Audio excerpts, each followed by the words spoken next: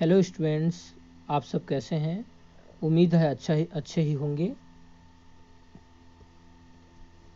जैसे कि आप सभी जानते हैं, सरकार के माध्यम से हर महाविद्यालय को सूचित कर दिया गया है कि लॉकडाउन की वजह से बच्चे लोग का स्टडी नहीं हो पा रहा है, तो ऑनलाइन पोर्टल के माध्यम से स्टडी करवाया जाए। उसमें हमारा महाविद्यालय पूर्ण रूप से उन नियमों का पालन कर रहे हैं। मैं संत शिरोमणि गुरु घासीदास महाविद्यालय पामगढ़ में जंतु विज्ञान का प्राध्यापक हूँ। मेरा नाम सुनील कौशिक है। मेरा आज का टॉपिक है युग्मक। चलो स्टार्ट करते हैं। युग्मक, जो आप स्क्रीन में स्ट्रक्चर देख रहे हैं, ये पूर्ण रूप से परिपक्व मेल स्पर्म का स्ट्रक्चर है। इसके बाद दूसरा है एक पूर्ण रूप से परिपक्व ओवम फीमेल ओवम का स्ट्रक्चर। सबसे पहले हम देखते हैं युग्मक। नर युग्मक शुक्राणु तथा मादा युग्मक अंडाणु की संरचना युग्मक कहलाती हैं। शुक्राणु की संरचना स्ट्रक्चर ऑफ स्पर्म, जो आप स्क्रीन में क्या कर रहे हैं देख रहे हैं। शुक्राणुओं में निम्नलिखित संरचनाएं पाई जाती हैं। जो स्पर्म है वो पूर्ण रूप से 3 भागों से मिलकर बना हुआ है। पहला भाग है सिर, हेड, ये वाला हिस्सा। दूसरा भाग है मिडिल पीस, मध्य भाग। तीसरा भाग है टेल, पूंछ। हम लोग देखते हैं सबसे पहले सिर वाला भाग। सिर वाला भाग देखते हैं सबसे पहले।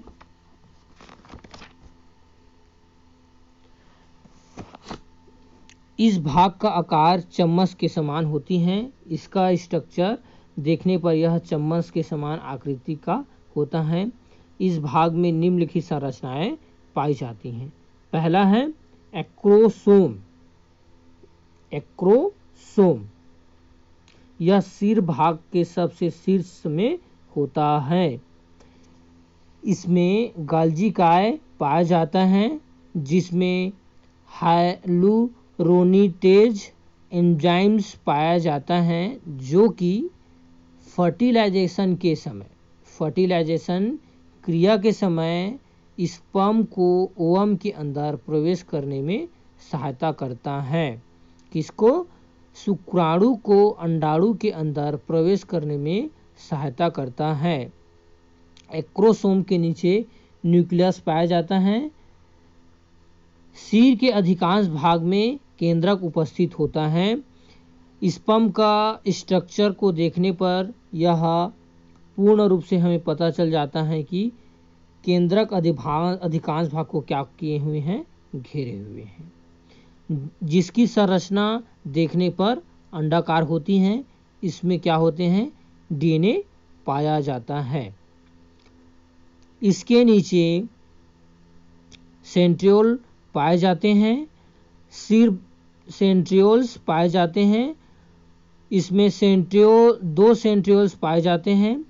पहला सेंट्रियोल है प्रॉक्सिमल सेंट्रियोल, ये वाला भाग। प्रॉक्सिमल सेंट्रियोल में फर्टिलाइजेशन के समय ओवम के अंदर स्पाइंडल तंतुओं का क्या होता है? निर्माण होता है। दूसरा डिस्टल सेंट्रियोल में शुक्राणु में अक्षीय तंतुओं का निर्माण होता है। स्पर्म में एक्सियल फिलामेंट्स का क्या होता है? निर्माण होता है। उसके बाद दूसरा टॉपिक हम लोग का मध्य भाग, मिडिल पीस। यह भाग अक्षीय तंतु युक्त होता है, जिसकी गति के लिए माइटोकॉन्ड्रिया पाया जाता है। अक्षीय तंतु होते हैं, इसकी गति के लिए क्या पाया जाता है? माइटोकॉन्ड्रिया पाया जाता है। माइटोकॉन्ड्रिया स्पाइरल होता है। ये वाला हिस्सा माइटोकॉन्ड्रिया स्पाइरल, तथा यह स्पर्म का एनर्जी सेंटर होता है। माइटोकॉन्ड्रिया स्पाइरल होता है, यही स्पर्म का एनर्जी सेंटर होता है। किसका एनर्जी सेंटर होता है? स्पर्म का एनर्जी सेंटर होता है। इसके नीचे रिंग सेंट्रियोल पाया जाता है जो मध्य भाग एवं पुंज भाग के बीच भित्ति का निर्माण करता है। अगला देखते हैं पूंछ वाला भाग। यह सबसे पिछला भाग है। इसमें भी अक्षीय तंतु पाया जाता है। इसमें एडिनोट्राइफॉस्फेट की सहायता से गति करके शुक्राणु को गतिशील बनाता है। किसकी सहायता से? एडिनोट्राइफॉस्फेट की सहायता से गति करके शुक्राणु को गतिशील बनाता है। ये है हमारा स्पर्म का स्ट्रक्चर और उसके बारे में जानकारी। अगला देखते हैं अंडाणु की संरचना, स्ट्रक्चर ऑफ ओवम। ये जो आप अपने स्क्रीन में देख रहे हैं। अंडाणु का आकार गोलाकार होता है। हमें स्ट्रक्चर को देखने पर ही पता चलता है कि इसका जो आकार है गोलाकार है और एक पूर्ण परिपक्व अंडाणु में निम्नलिखित संरचनाएं, बहुत सारे संरचनाएं हमें देखने को मिलता है। पहला है हमारा वेटेलाइन झिल्ली, वेटेलाइन मेम्ब्रेन। ये वाला भाग प्रत्येक अंडाणु वेटेलाइन झिल्ली से क्या होता है? घिरा हुआ होता है। दूसरा है जोना पेलुसिडा। ये वाला जोना पेलुसिडा,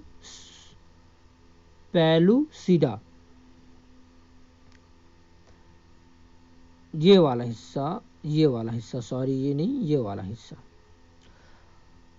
यह वेटेलाइन झिल्ली की ऊपर की झिल्ली होती हैं। यह मेम्ब्रेन्स प्लाज्मा मेम्ब्रेन्स की बनी होती हैं। यह झिल्ली कौन सी झिल्ली की बनी होती है? प्लाज्मा झिल्ली की बनी हुई होती है। इसके बाद देखते हैं हम लोग प्रीवेटेलाइन गुहा स्पेस, ये वाला हिस्सा। वेटेलाइन झिल्ली तथा जोना पेलुसिडा के बीच वाले स्थान को प्रीवेटेलाइन गुहा कहते हैं। कौन से वाले स्थान को? वेटेलाइन झिल्ली तथा जोना पेलुसिडा के बीच वाले स्थान को प्रीवेटेलाइन गुहा कहते हैं। इसमें प्रीवेटेलाइन द्रव भरा हुआ होता है। क्या भरा हुआ होता है? प्रीवेटेलाइन द्रव भरा हुआ होता है। पूर्ण रूप से इसमें हमें द्रव भरा हुआ दिख रहा है, ये वाला हिस्सा। इसके बाद अगला टॉपिक देखते हैं हम लोग कोरोना रेडिएटा या जोना रेडिएटा। यह भाग अंडोत्सर्ग की क्रिया में अंडाणु के ओरी से युक्त होने के समय ग्रेफियन फॉलिकल की एपिथेलियल सेल्स के कई स्तर जोना पेलुसिडा के चारों ओर पाए जाते हैं। इसमें कोरोना रेडिएटा कहते हैं। इसे ही कोरोना रेडिएटा कहते हैं। कोरोना रेडिएटा के अंतर्गत देखते हैं अंडाणु में ऊपर का भाग सक्रिय ध्रुव या एनिमल पोल कहलाता है तथा निचला भाग अक्रिय ध्रुव या वेजिटल पोल कहलाता है। मनुष्य के अंडाणु क्लीटोइक प्रकार के होते हैं जिसमें योग की मात्रा अत्यंत सूक्ष्म या अनुपस्थित होते हैं। किसकी मात्रा? योग की मात्रा। एलेसीथल अंडक भी कहते हैं। इसी के अंतर्गत देखते हैं न्यूक्लियस, ये वाला भाग। न्यूक्लियस में परिवर्तन, यह अंडाकार एवं किनारों पर चपटा होता है। यह किनारों पर चपटा हमें क्या दिख रहा है, देखने को मिल रहा है।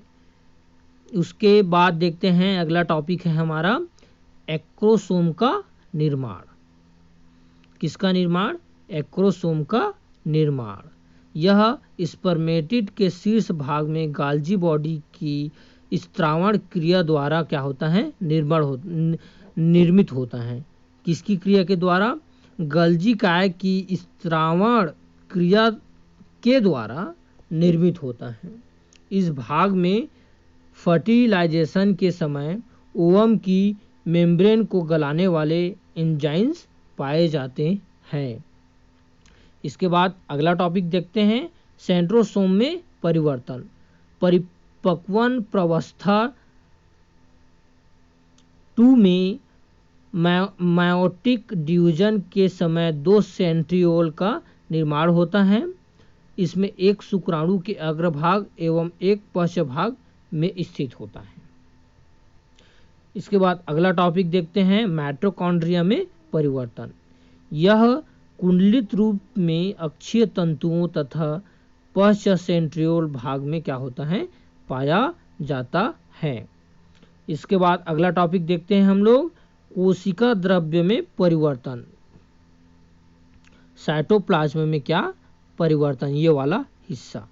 कोशिका द्रव्य की मात्रा कम होने लगती है। किसकी मात्रा? कोशिका द्रव्य साइटोप्लाज्म की मात्रा क्या होने लगती है, कम होने लगती है।